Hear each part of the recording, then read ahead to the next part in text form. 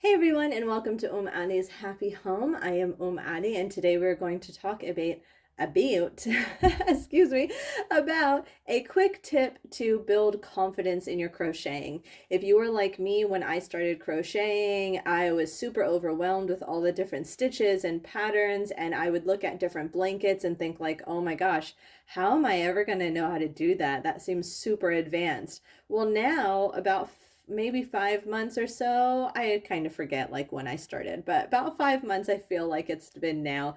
Into crocheting. I can say I look back on some of those patterns that I was super intimidated by and think like, wow, I think I can actually do that. And I think that's just because I've constantly been challenging myself. And one of the building blocks to actually learning how to crochet a bit better and building that confidence was making these swatches. So I know for some people it can kind of seem tedious or a waste of time to make these swatches because they can be a bit time consuming, especially if you decide to do quite a bit of them. And all of this, of course, goes to say the same for knitting as well, but we are just kind of focusing on crocheting today, so that's what I'm going to talk about.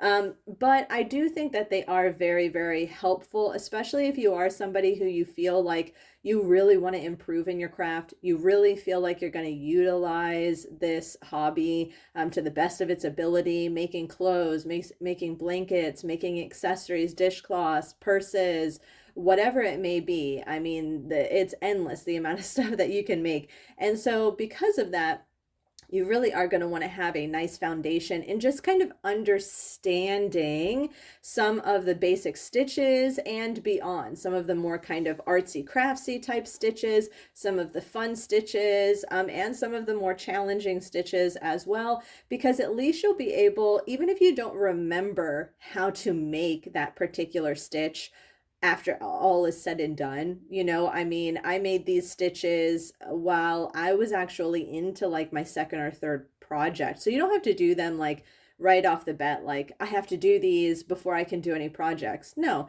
go ahead, get started on your first, your second project, and then start these maybe. Because I know I like me myself, I get very anxious to start new projects. And I am what was it, Hooked by Robin said it in one of her videos. She said that she has starteritis, which I thought was super cute. I feel like I kind of have the same, although thankfully I do feel like I have completed more of my projects than I have not completed thus far when it comes to crocheting. But I will say that I do think that kind of doing these swatches really did kind of help build my confidence, and that's what I want to share with you guys today. So now what I suggest is go ahead and go onto the internet and find some of the most common crochet stitches, and you will find blogs and websites, knitting, crocheting websites that will just list out tons and tons of different crochet stitches. Some of these blogs or posts might even have photos to relate to what the stitch actually looks like, which is really nice because then you can kind of narrow it down by like, oh, I really like the way that this looks. Maybe you don't want to write down an endless amount like I did. I think I wrote down probably like 45 different types of stitches, just because I wanted to know how to make them or what stitches are out there. I wanted to have options. So anyways, go ahead and do that. And you can do it based on projects that you have in mind. You can do it based on the type of thing that you think you might crochet the most of. Maybe that's dishcloths. And because of that, there's actually certain crochet stitches that are known to be just wonderful for dishcloths. So you want to do blankets. You want to do thicker sweaters. Maybe you live in a really, really cold climate and you want to utilize the best stitches to keep you warm for that particular project. Maybe you live in a hotter climate like me, or you like working with thinner yarn. So there you want to have a crochet stitch that maybe doesn't take as much time, doesn't take as much yarn, maybe is a little bit more airy. So you might want to pick out stitches like that as well. So, like I said, I think I listed about 45, maybe 50 different types of stitches. Okay, so next you want to go ahead and just buy like a cake or a skein of yarn that's really inexpensive, that has a lot of yardage in it, something that you are not designating to a project in particular, something that you really just want for these swatches. You don't want to spend a whole lot of money on it. These are just swatches. You're not going to like use them. You know what I mean? So what I did, I just went onto Amazon. Now, I will say Amazon can usually be more expensive for yarn because the sellers have to kind of make up for the Amazon fees. So you can go to your local craft store and just get like a cheap acrylic yarn or something like that. Again, take into mind your hook size as well. As a new crocheter, you're not going to want to use things that are like a 3.5, a 4, 4.5. I do think 5 is probably the smallest you want to use, and that's actually what I used on these swatches. I personally chose to use the same size hook for all of my swatches, just so that they would be consistent. So now this is a Susan Bates. I think it costs like $4 and change on Amazon. I do think that Amazon has fairly good prices for hooks. I don't feel like they're overpriced. I actually feel like they're more expensive at the craft stores. This one has the rubber handle, but it is the same hook as the ones that are just fully metal in Susan Bates. So yeah, so go ahead and buy a hook size that you feel is going to be comfortable for you. Like I said, this is a 5mm, but if you are a beginner, I would suggest using like a 6 or a 7 even. But then that also means that you need to take into consideration your yarn, because you don't want to use a hook size that is too small or too big for the yarn that you're using. Now my 2-year-old is here in the bedroom, so he is making a little bit of noise. So if you hear some stuff in the background, I apologize. But yeah, so you do want to correspond whatever yarn you're buying with the size hook.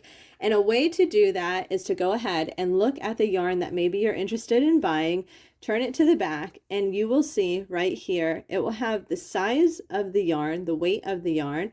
It will have the size needles that's recommended and the size hook that's recommended. So if you see here, the size hook that is recommended for this yarn is a 5mm. So that is why I'm using this. This cake of yarn is color changing, which is nice because then all my swatches will be different colors, which is kind of fun and it doesn't get boring. And also too, this was like $5.99 on Amazon, and there's like 590 yards. So like my swatches can be endless. So anyway, so go ahead and do that. Match up your yarn and your hook together, and go ahead and get started. So now the best thing to do after you've compiled your list of stitches, you want to go on to YouTube. This is just my personal preference. I'm a very visual learner. Of course, you can buy a book. There are tons of books that you can find on Amazon and Barnes & Noble and things like that, that will have just a huge list of stitches, as well as they will tell you how to actually make those stitches. But unless you are just like very good at following direction and you really understand like what they're telling you to do in words, I mean, a lot of these also do have photos, of course, but I am a much more visual learner in that I seem to learn best if I can watch a video.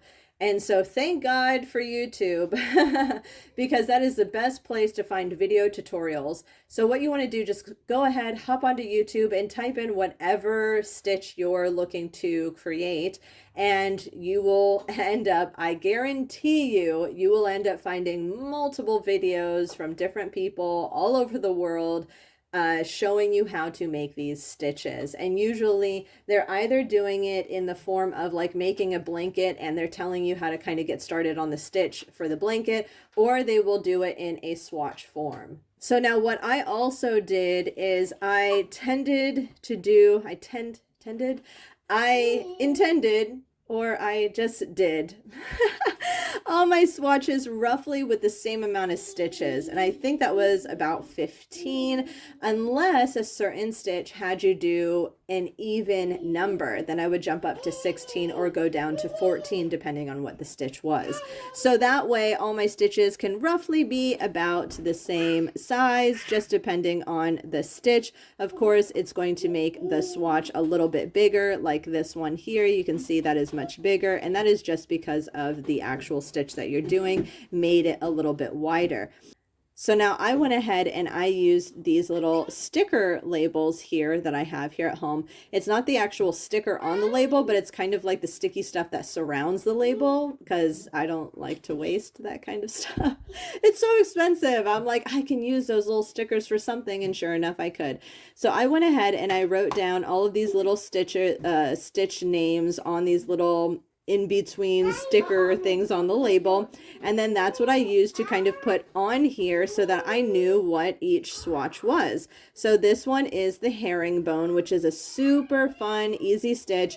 This is actually what I am doing on Addie's blanket that has the American flag on one side and the Jordanian flag on the other, and it's just a really nice, easy beginner stitch. It pretty much is like a double crochet, but just slightly different, or closer to maybe like a half double. And then here you have like your treble, and you have a single. Your single is a very tight stitch here. And then I have multiple other ones, like what is this one? This is the Elizabeth stitch, which is really pretty, I think. You have your moss stitch. I actually really love the moss stitch, and I want to utilize it in a project. Just don't know what project yet. And then we have here the oh so fun baubles. I can't remember, is this popcorn or baubles? This is the popcorn. So now if you do look up, there is a difference between a bauble and a popcorn and a puff. They are different. So make sure you know the difference between them all if you are utilizing that stitch in a pattern. This is actually a puff here. So that's super fun, uses a lot of yarn. These use a lot of yarn, so don't use super expensive yarns on these projects. Don't use super expensive yarn on these projects unless you just are obsessed with it and you have to. This is the waffle stitch. So this is really nice for blankets to keep really warm. And then this is a really pretty stitch here. This is the Primrose, I believe. Yes, this is the Primrose. So you can actually see there's like little like rose buds all throughout here. And this here is a classic granny stitch. So this is what you will see most often with granny squares. So you do a granny square and you start with the circle here and you kind of fan out. And so this is the granny. I don't know why I felt like this was a little confusing. Maybe it was just the day I was doing it. Maybe I had some stuff on my mind. I don't know, but this was a little confusing, I felt like. So now if you want to have, what is this one? This is the V stitch. So these are just kind of all of the little swatches that I have done here. And then also too, if you are somebody who you already know you're really going to want to work with cotton yarn, you can buy really cheap skeins of cotton yarn all over the internet. You can find them on Hobie in particular. Hobie is Denmark, but their shipping and handling is only $7.99 unless you have a purchase over $75, and then it's free. So I feel like it's really worth it. So this here, I forget what this is called, but it is a certain type of like flower granny square. So if you feel like you might want to do some projects with these types of squares, then you can go ahead, maybe use a little bit of a thinner cotton yarn. I just love the feeling of cotton. Yeah, so you can make a whole bunch of these and then make a blanket. You can make one of these and use like an inside and make sew in like a inside fabric, you know, so that you don't have all these little holes, and make like a little purse out of it. You can make a whole bunch of these and make a little cardigan or a sweater out of them. Of course, this is a little bit holey, you know, so you can always find a square that maybe doesn't have such large holes in it. You know, so this is good to use as a swatch as well. I don't say that this is a stitch, obviously, because you are utilizing, usually like there's a lot of single crochet and double crochet, but I don't think I did anything else except for a single crochet and a double crochet throughout this whole thing. But it is kind of the size of a swatch, you know, because it is a small square. So it's always nice to just go ahead and practice something like this, because also too, it will help you to learn how to do a round or a magic circle or whatever. I still haven't really gotten into the magic circle, so I usually just like chain 4 and then chain into the hole. which does leave a bigger hole in the center. A magic circle kind of closes it up a little bit better. But anywho, so this is a great way to build your confidence in crocheting, and I highly recommend it. So hopefully you benefited from this video, and hopefully it wasn't too long for the topic at hand. I tried to keep it as short as possible, but I do tend to talk a little bit more in detail and things like that, and I was unfortunately interrupted by my children a few times. So I will have to edit this video. So leave your comments down below on what else you would like to see from this channel, anything else you would like me to recommend or teach you as a beginner. I do have plans for tons of different videos in the future. The next video will probably be my yarn haul that I recently did for the Black Friday sale this past week. Anyways, like this video and subscribe if you're not subscribed already, and I will talk to you guys later. All right, bye.